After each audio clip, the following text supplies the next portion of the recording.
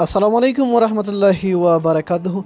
قدرمنو لیدونکو که چېرته تاسو هم داسې یو زبردست طریقې پسې ګرځئ چې تاسو د یو چا په عکس باندې په زرګونه کمنټونه صرف په یو کلیک سره وکئ، بلکل تاسو صحیح ځای ته راغلی. په دغه ویډیو کې به تاسو دغه طریقه ښیم چې تاسو څنګه کولی شئ چې د هر چا عکس وي، ستاسو عکس وي، که د هر چا عکس وي، نو تاسو په زرګونه په لکو کمنټونه کولی شئ. ډېره اسانه طریقه ده دوستانو. د ټولو نه مخکې دوستانو تاسو به لاړ شئ، یو براوزر به تاسو خپل خلاص کړئ. صحیح ده چې کله هم د تاسو براوزر خلاص کړ،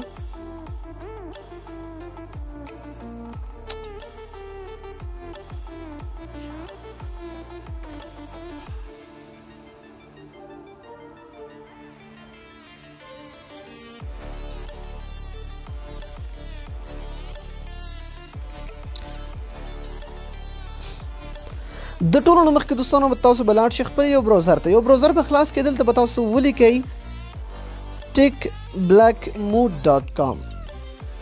techblackmode چې ولیکئ دلته په دې به تاسو کلیک کړئ، دغه اولنۍ به تاسو ته راشي، تاسو به دې باندې کلیک کړئ.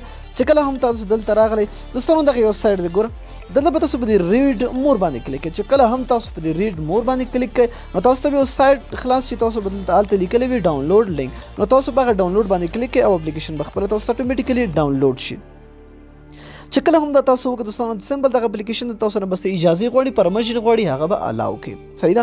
نو تاسو به دوستانو دلته دغه درېیمنۍ دغه منځنۍ به تاسو انیبل کړي. چې کله هم دا تاسو انیبل کړه نو تاسو ته به داسې یو مینیو راشي. صحیح ده. اوس ګورئ زه ځم فیسبوک ته. ګورئ زه فیسبوک ته لاړم، نو په فیسبوک کې ګورئ د مثال په طور زه یو هغه باندې کمنټ کوم. ګورئ کوم یو هغه راواخلو دا و د مثال په طور په دې باندې زه کمنټ کوم. صحیح ده. و دلته ګوره زه لیکم چې نایس سپیل NICE ده. صحیح ده. نو ګورئ تاسو به دلته په دې جمع باندې کلیک وکړئ، دا به ان باندې پرېږدئ. صحیح ده. د هغې نه پس به تاسو دلته راشي، دا به آی باندې پرېږدئ، بیا به بل راوالئ، دا به تاسو په دې سی باندې را پرېږدئ. د هغې نه پس یو بل راواخلئ ای باندې، او یو بل راواخلئ دغلته په دې کارټون باندې به پرېږدئ. صحیح ده. اوس ګوره چې کله هم دا تاسو وکړه نو تاسو به ګورئ دغه د پلی بټن تاسو ته ښکاري، دغه په دې پلی بټن باندې کلیک کړئ، دغه په دې باندې به تاسو کلیک کړئ. نو ګوره چې کله هم تاسو کلیک کړه نو ګوره تاسو ته ښکاري اټومیټیکلي خپل روان. زه بس زه نور هغه نه کوم، دا ملګری به راته حیراني. صحیح ده. نو تاسو داسې په زرګونه کمنټونه ډېر په اسانه سره کولی شئ. او چې غواړئ دا واپس لرې کړئ نو تاسو په دې ماینس باندې کلیک کړئ او لاړ شئ. دا چې کله هم تاسو بندوئ نو آټو کلیکر باندې دا به ډسیبل کړئ.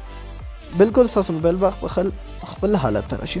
نو ډېر خوندوره طریقه دوستانو ضروري ټرای کړئ. نو دا نننۍ ویډیو که ویډیو مو خوښه وي حتما سره لایک کړئ، د خپلو دوستانو سره شیر کړئ. تر بیا بلې ویډیو د الله په امان په دعاګانو کې مې یاد ساتئ.